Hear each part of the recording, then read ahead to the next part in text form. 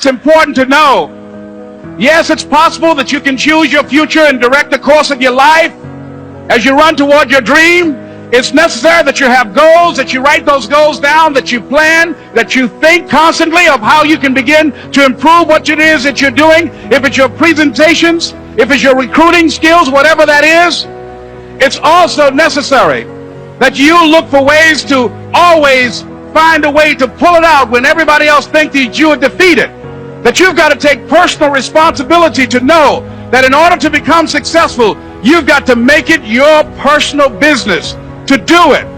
But the next thing, ladies and gentlemen, I want to share with you that some of you already know that it's hard.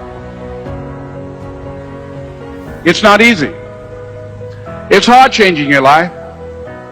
It was hard when just over 3 years ago in the Penobscot building in Detroit, Michigan, where I was operating my business, and I fell on some hard times, and I was sleeping in my office.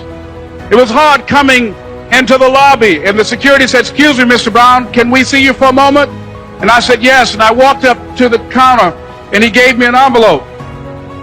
And he said, "Would you mind reading it here?" And I opened the envelope, and the envelope was from management that said, "This is an office tower. It's not a hotel. Please do not sleep in your office." And I said, "Excuse me, sir." I said, "I just work long hours in creating my business. I'm an entrepreneur. And right now things are bad for me. But they're not going to be this way always. And I just asked for the opportunity to continue to operate like I'm doing. I'm not trying to make this my home."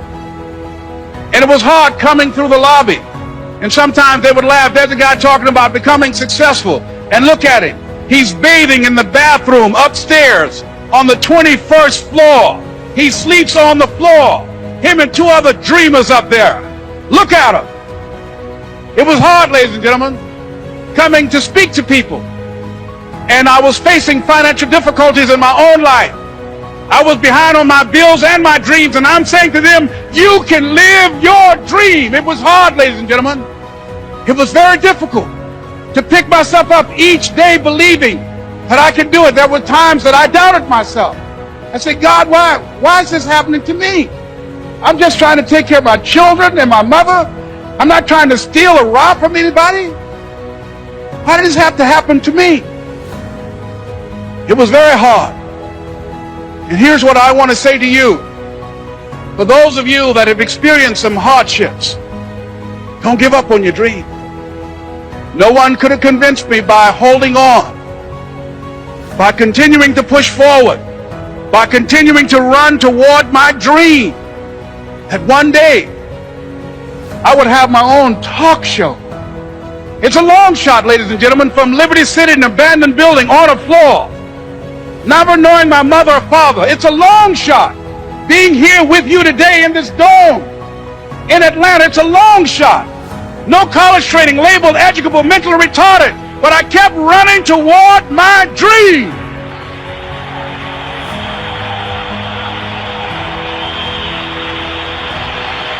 Don't stop.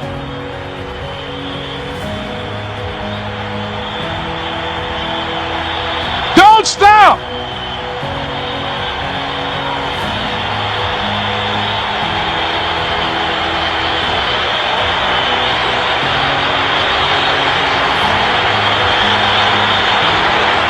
Don't stop running toward your dream.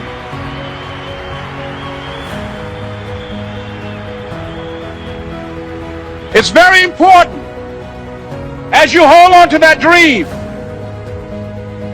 There are moments when you're going to doubt yourself. There are rough times that are going to come, but they have not come to stay. They have come to pass. It's very important for you to know that. Don't say I'm having a bad day. Say I'm having a character building day.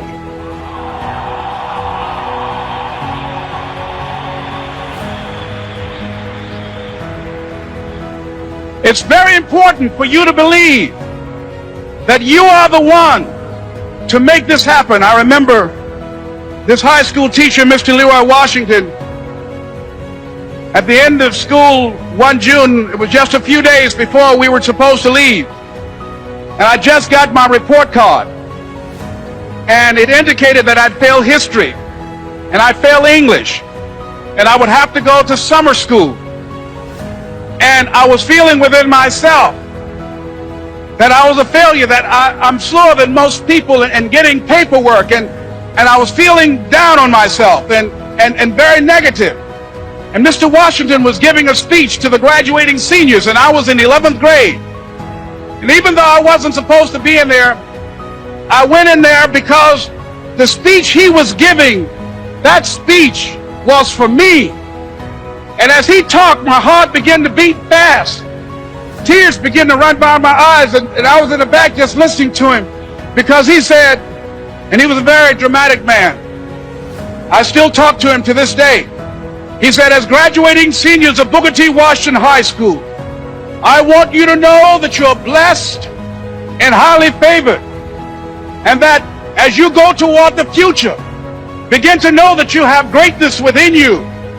And if just one of you here begin to envision yourselves as being blessed and highly favored to reach your goals, if just one of you capture the essence of what that means, that you have greatness within you and a responsibility to manifest that greatness, that you can make your parents proud, you can make your school proud, you can touch millions of people's lives, and the world will never be the same again because you came this way.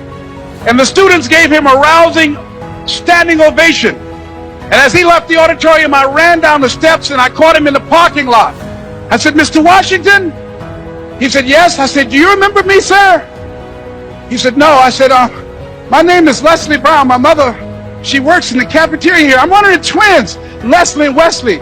I said, Mr. Washington, but you know, I got these big dreams. I like talking to people. I love people. I said, I want to work with people, and I got this dream of buying my mama a home. Could I do that, Mr. Washington? He said, it's possible, Mr. Brown. And as he walked away, I called him again. I said, Mr. Washington? He said, what do you want now? I said, I'm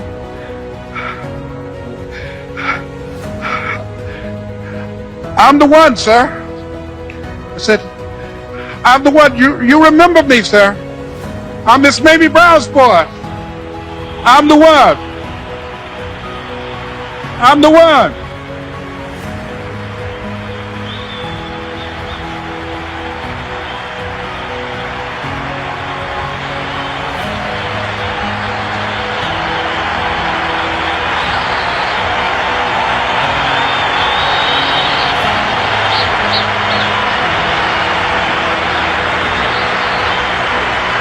And you must feel that's why you're here, because you are the one. And I remember when PBS first played one of my specials called You Deserve, one Sunday afternoon in Miami, Florida. I had some friends call him to tell him to tune in. And he watched the program. He called me in Detroit, and I answered the phone. I said, hello. He said, may I speak to Les Brown, please? I said, who's calling? He said, you know who this is. I said, oh, Mr. Washington, it's you. He said, you were the one, weren't you? I said, yes, sir. He said, and you were so crazy. I said, I know, but I'm rich now.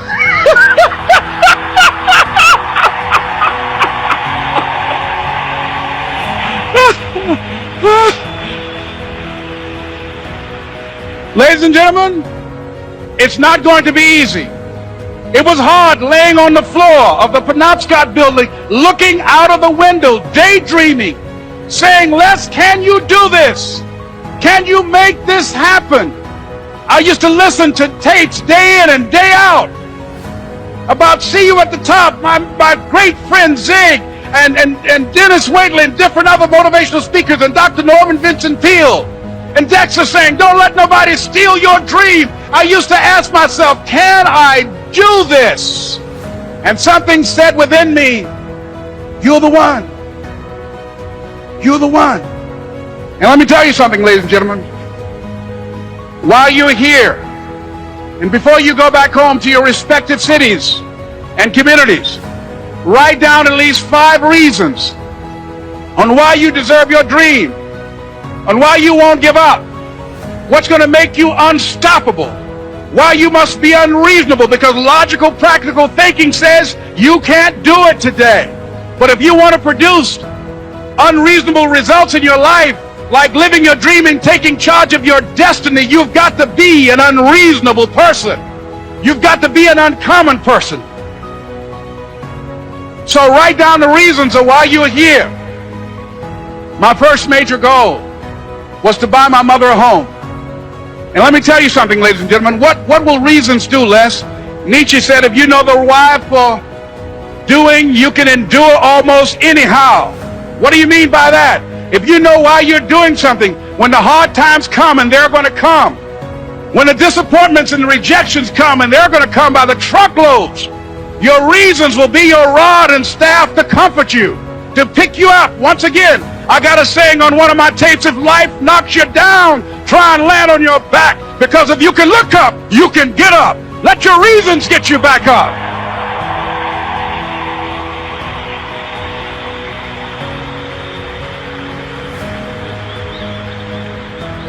I remember when I bought the home for my mother, and she came out of the car. When I opened the door, I said, Mom, I think I know these people in this house. That was my first major goal. And then I couldn't conceal it anymore. I said, Mom, I got this for you. And as she went from room to room, looking at the house and saying, thank you, Jesus. Thank you, Lord. No one ever could have convinced me that this could have happened to me. And she looked at me and she said, Leslie, and you caused me so much problems as a boy. You were always into stuff. She said, no one could have convinced me that day when I walked in that house and this lady was holding you and your brother. And she said, ma'am, I want you to promise me two things. And she said, what is it? She says, one, promise me that you won't separate them. She said, I want them raised together. I want them to know each other. I got pregnant while my husband was away in the war, and I can't keep them. Promise me that you won't separate them. She said, I promise I won't. I've never had children. I promise I won't separate them. And she said, promise me that you'll never tell them about who I am, because if my husband ever found out, he would kill me. She said, I promise.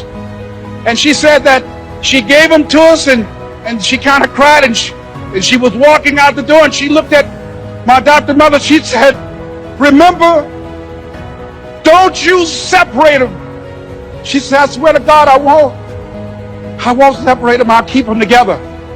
And she said, as I held y'all in my arms, I never had any children of my own. I didn't know how I was going to do it, but I knew with the help of God, I will do it. And ladies and gentlemen, my mother had a dream of having children and raising us. She didn't know how she's going to do it. You're going to be just like that. And some of you are already there. Well, you don't know how you're going to make this happen, but you just feel within yourself some way, somehow, with the help of God, I'm going to make it happen. Repeat after me, please. No matter how bad it is, or how bad it gets, I'm going to make it. I'm going to make it. Shake somebody's hand on your right and left and say, you got the right stuff.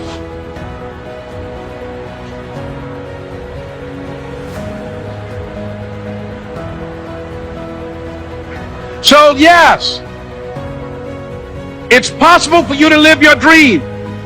It's necessary that you associate with winners, that you work your system, that you are relentless, that you never give up.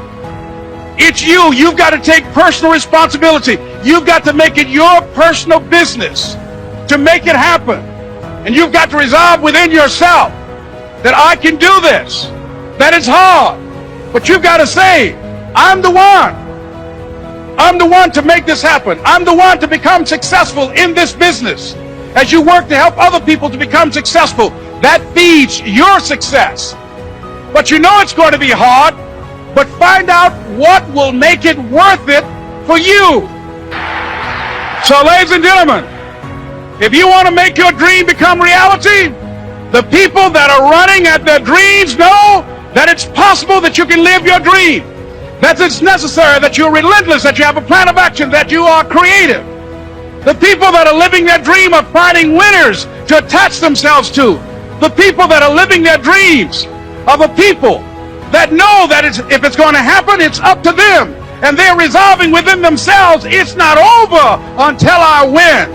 The people that are running after their dream know they're going to have hard times. They keep on running because they're saying within themselves, I'm the one. I'm the one. No matter how bad it is or how bad it gets, I'm going to make it. The people that are running after their dreams are the people that are hungry. Shake somebody's hand on your right and left and say, you got to be hungry.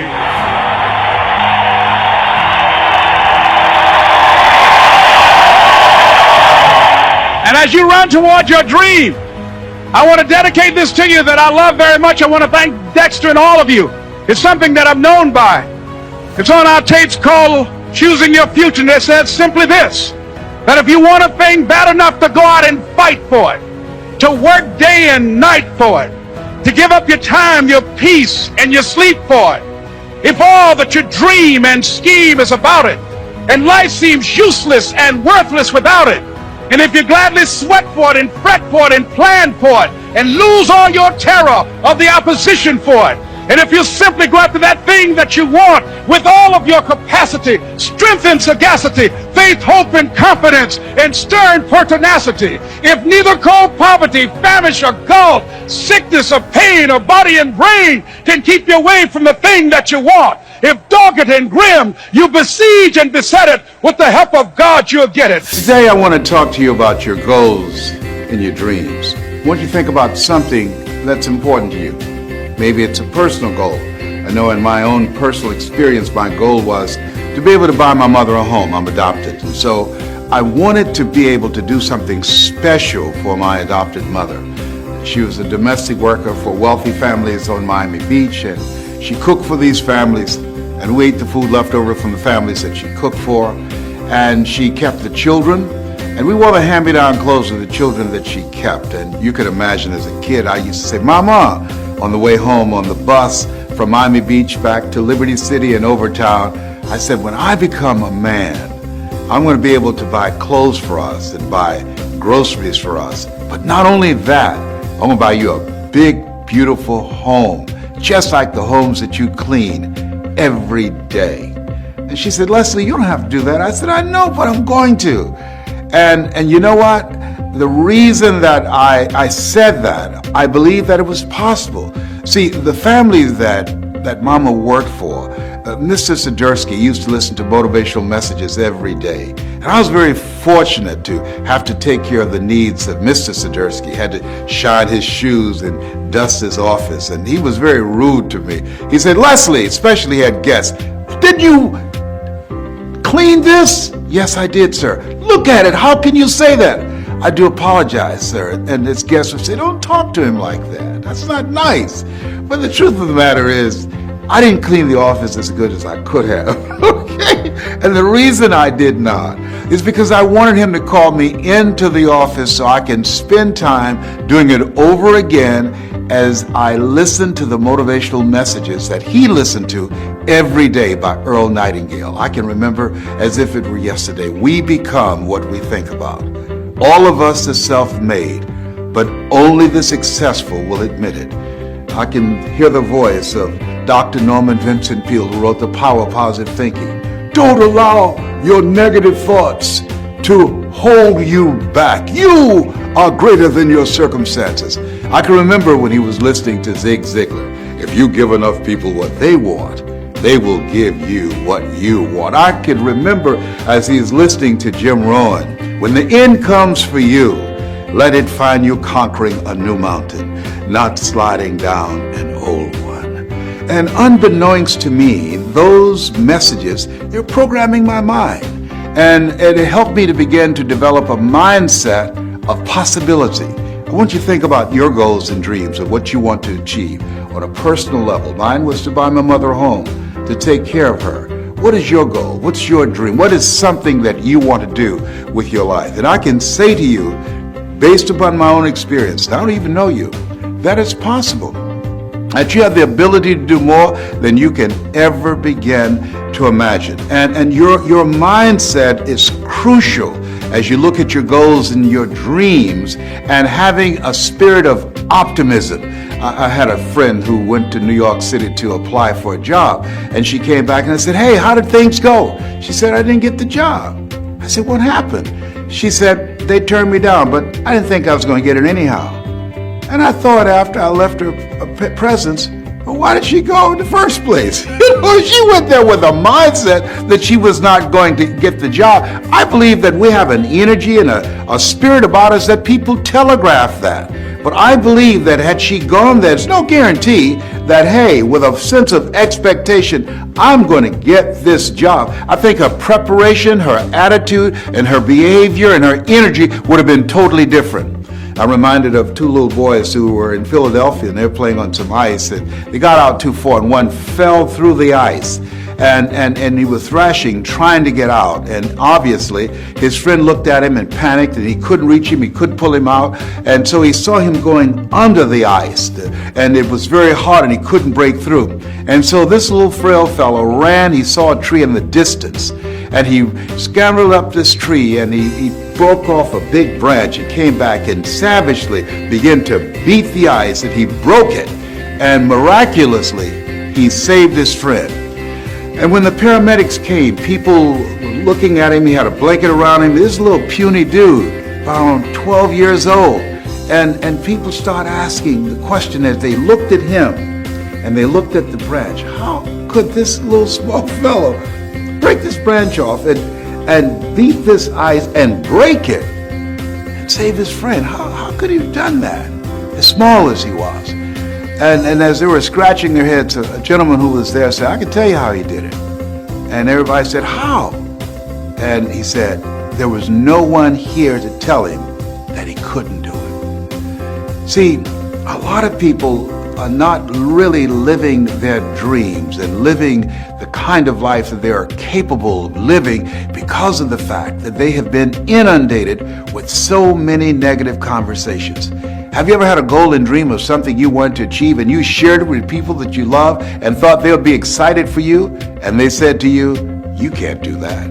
You know, MIT did a study, and the study indicated if I tell you you can't do that, somebody else has to come along and say, "You can do it. You can do it. Don't listen to him, Ruby. You can do it. John, don't listen to Les. You can do it." They have to say that 17 times before they can neutralize that one time. That's why my favorite book says faith comes by hearing and hearing and hearing. And so by listening to those motivational messages every day when my mother went to do domestic work on Miami Beach, it began to give me a sense of optimism, of the possibilities of the kind of life that I can live. And I'm saying to you, as you listen on a regular basis, as you begin to program your mind deliberately, the reason that most people don't achieve their goals is because they are thinking like everybody else. 16 revolutionary words. Be ye not conformed to this world. Be ye transformed by the renewing of your mind. That's an ongoing process. What are your goals? What are your dreams? Earl Nightingale was right. You don't get in life what you want. You get in life what you are. And so you want to take the time every day to listen to things that can help to program your mind positively, because at the end of the day, if you don't program your mind, it's going to be programmed. Trust me, it's going to be bombarded with all kind of head trash, commercials. I was at a service station pumping gas, and a commercial came up.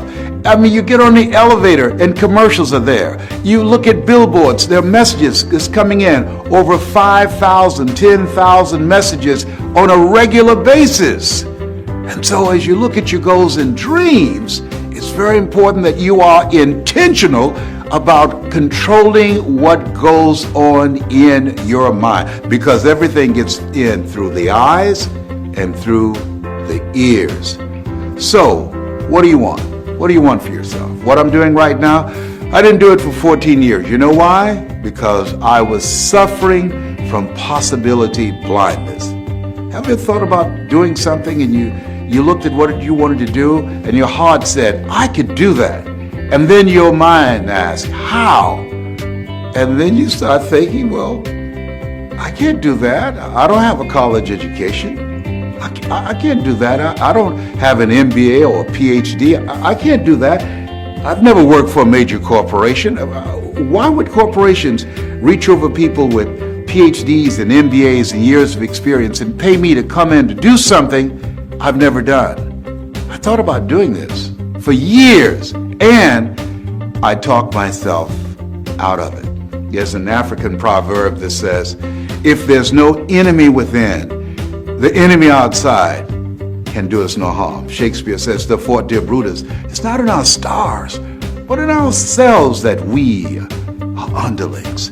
And so as you look at yourself and look at your goals and look at your dreams, I'm saying to you that it's possible. Because if anybody at any point in time had a goal, had a dream of what they wanted to achieve, and they made it happen, then it's possible that you can do it too. But you've got to be intentional about programming your mind. So here's some things that's very important. I want you to hold in mind what it is you want to do in your personal life. What is it that you'd like to do? Maybe you want to do something for someone you care about.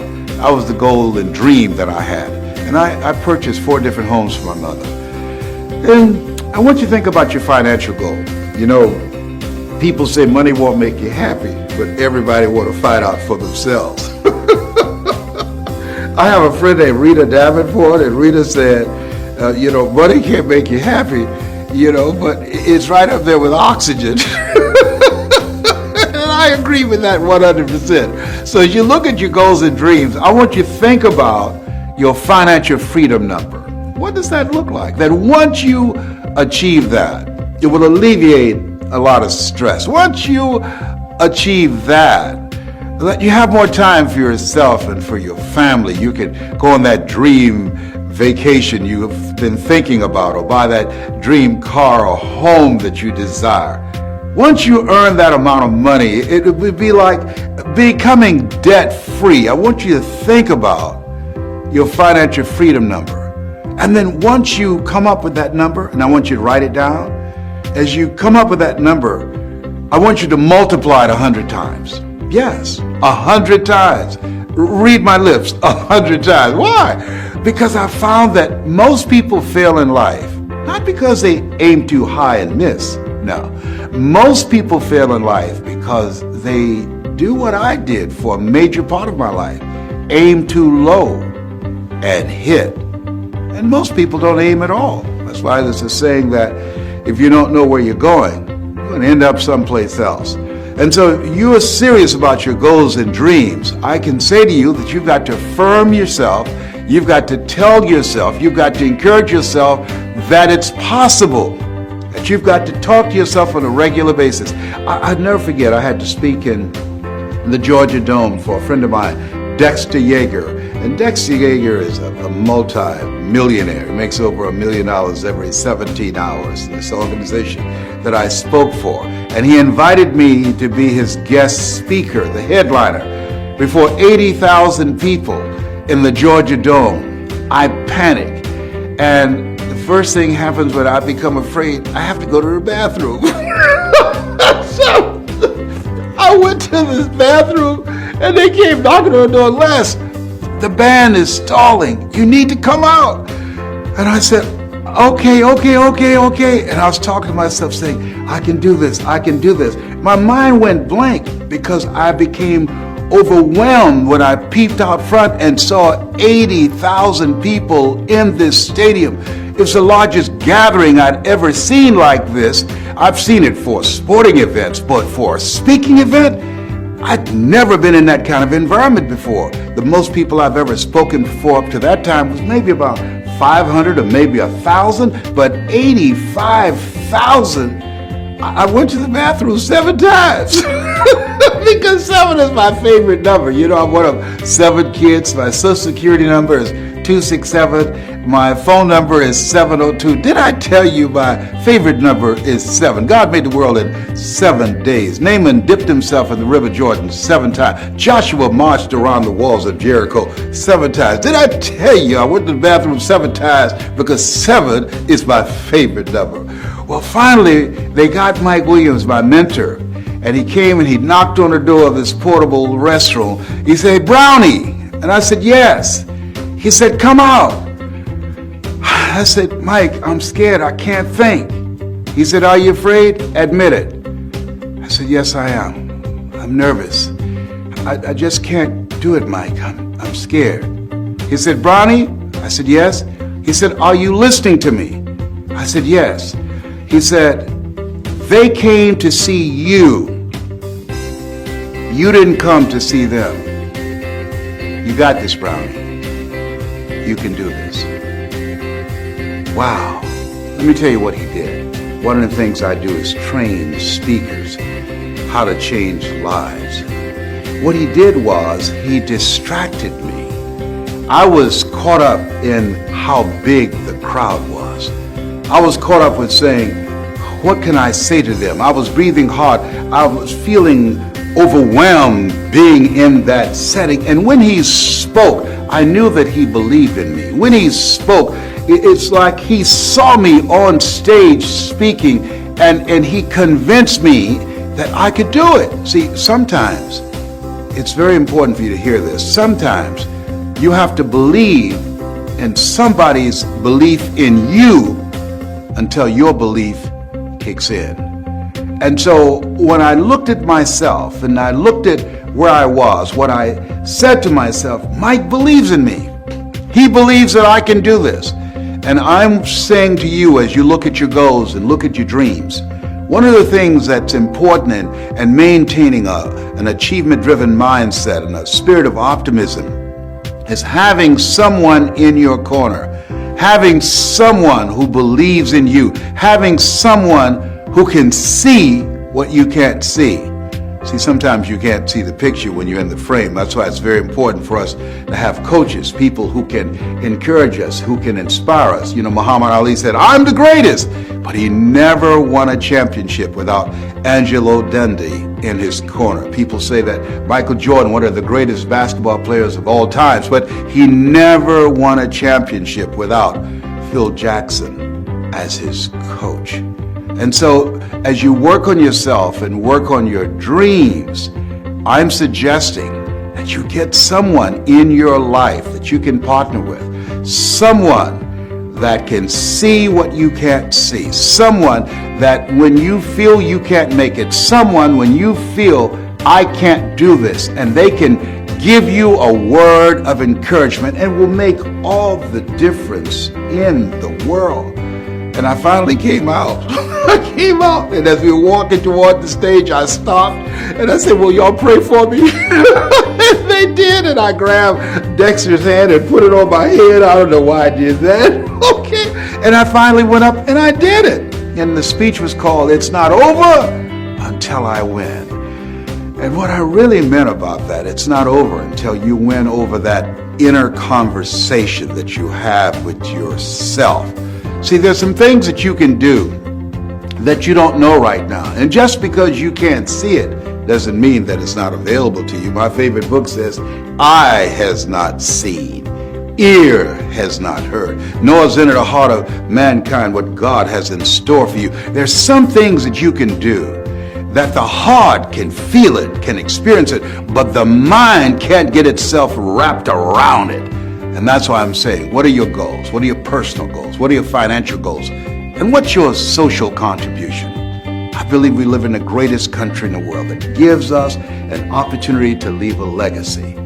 Horace Mann said we should be ashamed to die until we've made some major contribution to humankind. One of the goals I have as a 17-year cancer conqueror is to let people know you are more powerful than cancer. One of the goals I have is to reduce the number of women who die from breast cancer. My mother was a 22-year breast cancer conqueror. One of the goals I have is to teach people, everyday average people outside of the church and outside of politics, both of which I believe polarize and divide people, but ordinary people who want to live an extraordinary life, how to use their story, how to use their voice to make a difference, or use their knowledge to create a financial empire for themselves. What's your goal? What's your dream? What will your legacy be? At the end of the day, when you leave here, what are 3 things that you want said about you when you check out? Because we're going to all go. Nobody's figured out how to get out of life alive. A lot of people go through life not attempting to do anything big or major with their lives because they are trying to play it safe. Hello, listen to me. Hello, there's no safe position in life. Hello, there's no safe position. You can't get out of here alive. You're going to die anyhow. And people who believe that it's possible that they can have their dreams, these are people that are daring. Helen Keller said life is either a daring adventure or it's boring. Decide that you're going to make your life a daring adventure. Decide to become a risk taker. Viscott said if you're not willing to risk, you cannot grow. And if you cannot grow, you cannot become your best. And if you can't become your best, you can't be happy. And if you can't be happy, then what else is there? Listen, I don't know you, but here's what I know about you based upon my own experience. You have something special. You have greatness within you. I don't care if you are going through some tough times right now. You are greater than your circumstances.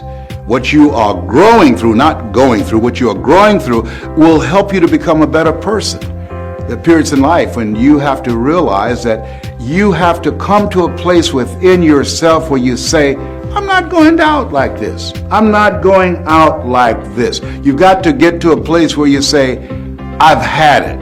I was working on a job and they didn't like me and I didn't like them. They paid me just enough to keep me from quitting, and I worked just hard enough to keep from getting fired. Okay? It was a contract of mediocrity. And I got to the point, and this is when people change their lives. I got to a point where I said, hey, I've had it. I'm out of here. Where are you going? I don't know, but I'm out of here. You're about to make me lose my mind. Up in here. Up in here. You're about to make me act a fool. Up in here. Up in here. Come on. I can say to you, as you look at yourself, look at your goals, look at your dreams, what do you want to do with your life? It's possible. If anybody at any point in time in history had a goal, had a dream, and made it happen, then it's possible that you can have your goal. It's possible that you can have your dream. And as you look at yourself, work on yourself every day. Well, Les, what about those negative thoughts? You can't kill them. They're like little weeds. They keep on coming back. You can't kill weeds. They grow through the cracks of sidewalks. And so you can overpower those negative voices by listening to motivational programs, by tuning in on a regular basis to hear my voice, by reading 10 to 15 pages of something positive every day, by going to seminars and workshops and mesmerizing yourself with material that can help you to begin to get a different vision of yourself, to change your whole approach of how you see life. And it will help you to get to that next level. It'll help you to get unstuck. And how does that happen, Les? It's a process.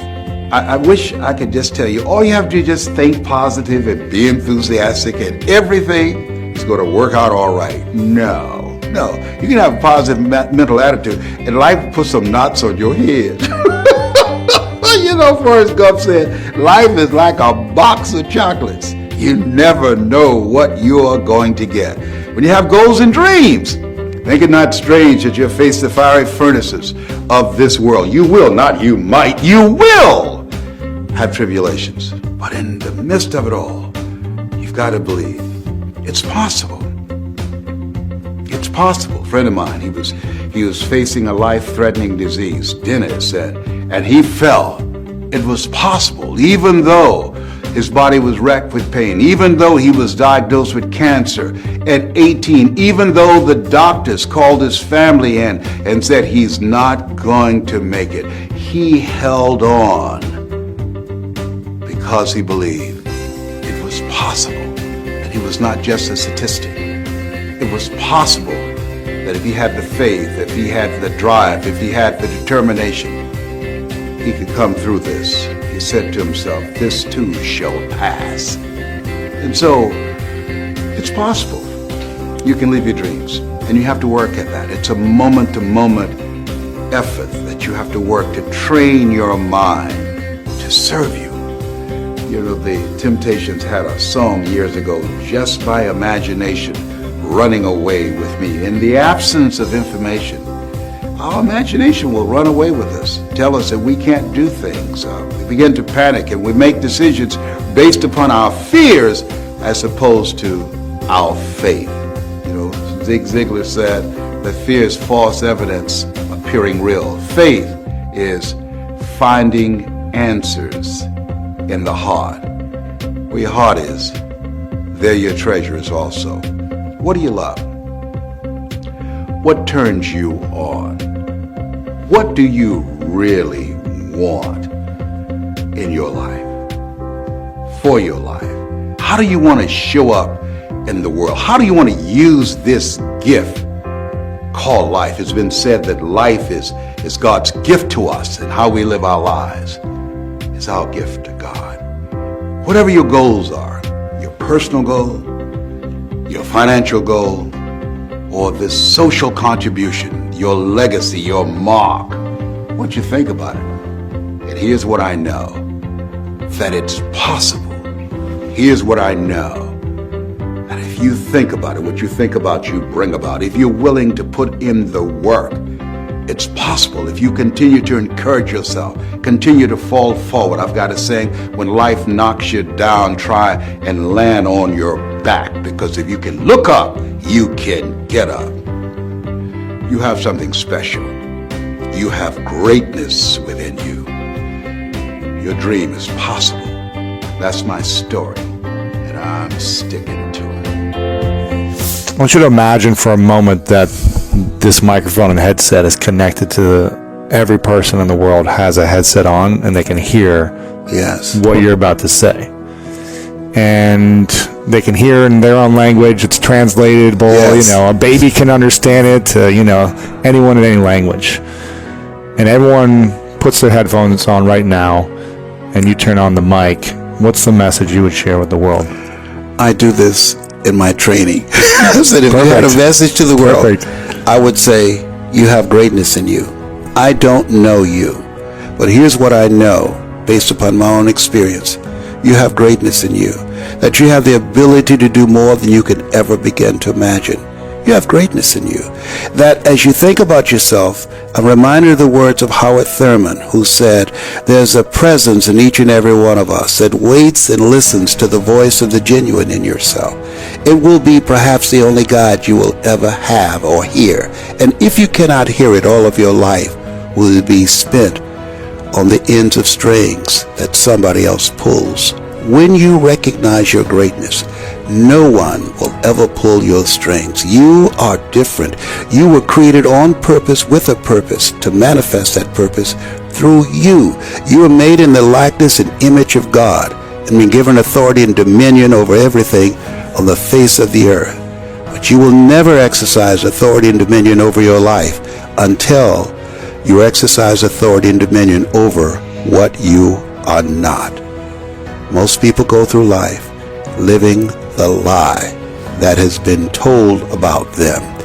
And we are encouraged, be ye not conformed to this world, be ye transformed by the renewing of your mind. Work constantly to renew your mind, to expand your vision of yourself, to hold a vision of yourself, living in the future, living a life of contribution. He said, I'll give you all your eyes can see. Greater is he that is in you than he that's in the world. There's something in you that's greater than your circumstances. There's something in you that's greater than the adversities that you're facing. Life is just like Forrest Gump said, a box of chocolates. You never know what you're going to get. In life, you're either in a problem, just left one, or headed toward one. You have greatness in you. That's my story, and I'm sticking to it. I like that one. That's a good story. What's the question you wish more people would ask you that would actually help create more transformation in the world with your answer? Who am I really? Who am I really? Dr. Carter G. Woodson, which I think he's one of the most profound thinkers that I've ever read. And he said, if you can determine what a man shall think, you'll never have to concern yourself with what he will do. He said, if you can make a man feel inferior, you never have to compel him to seek an inferior status, for he will seek it himself. And if you can make a man feel justly an outcast, you never have to order him to go to the back door. He'll go without being told. And if there's no door, his very nature will demand one. And so we have to begin to ask ourselves, who am I? MIT did a study. If I say to you, you can't do that, somebody else has to come along and say, you can do it, you can do it, you can do it 17 times to neutralize that one time. Wow. So most of us are living a lie. Most of us, because we live in a world where we're told more about our limitations rather than our potential, we go to our graves never knowing who we really are. That's why they say most people die at age 25 and don't get buried until they're 65. Who are you really? What is the thing you think about the most during the day? How much time I have left? Can I, with the time that I have left, inspire young men to pull their pants up? And the time that I have left to eliminate HIV, hood-infected virus, the time that I have left, eliminate AIDS, addiction to incarceration and death syndrome. Can I, with the time that I have left, amplify and train and multiply voices of hope and create a better world? Do I have enough time to do that? I almost died a year ago, you know, and I believe God gave me grace, and we all have an expiration date. So I'm cranking it up at 72. I'm working harder. Yes, that's what I want. There's no success without successors. So I'm determined for people that are hungry to make a difference.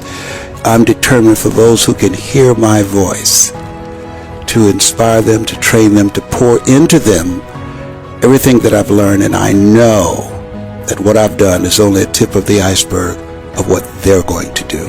Young men like you. And I feel blessed to be in your presence. That's amazing. So do I. How can I support, and how can we support you?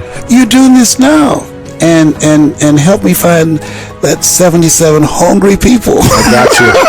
I got a lot of them. I'm sure there's a lot of them listening. I don't know. Yes, you're doing it now. I feel so blessed to be in your presence. I mean that sincerely. Thank you. Because Mr. Washington said to me, Mr. Brown, love, inspiration, and motivation are perfumes you can't sprinkle on others without getting a few drops on yourself.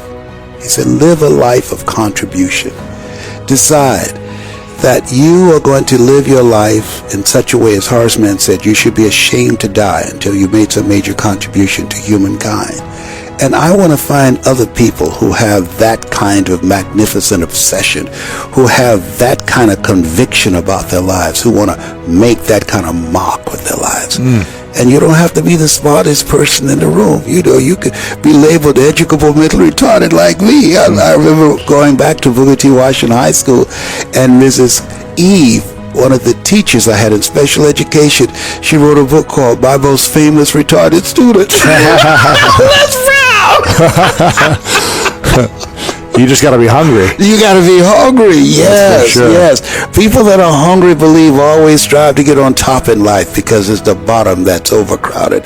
People that are hungry, believe, do what you know, not what you feel. People that are hungry have zero excuses for not pursuing their dreams. They know their vitamin, and they come back again and again and again. They operate like Willie Jolly, who said that a setback is a setup for a comeback. I've got a saying, if life knocks you down, try and land on your back, because if you can look up, you can get up. Ooh, I like that.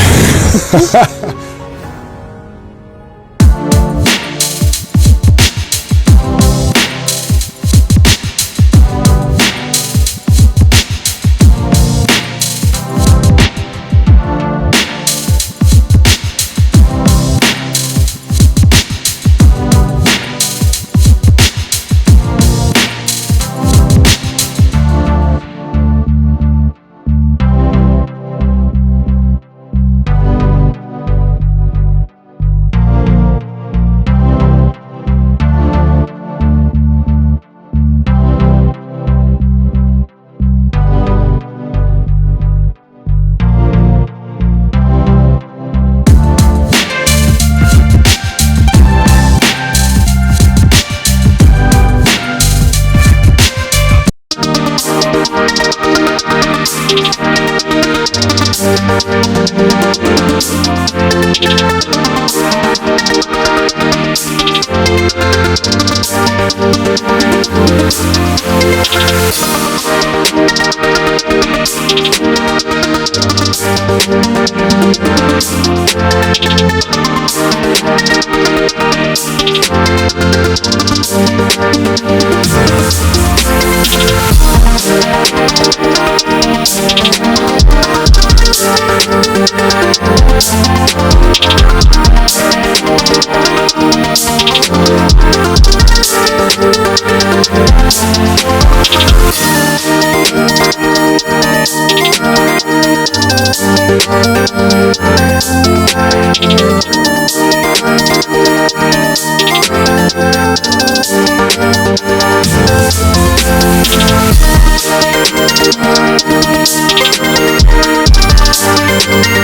back.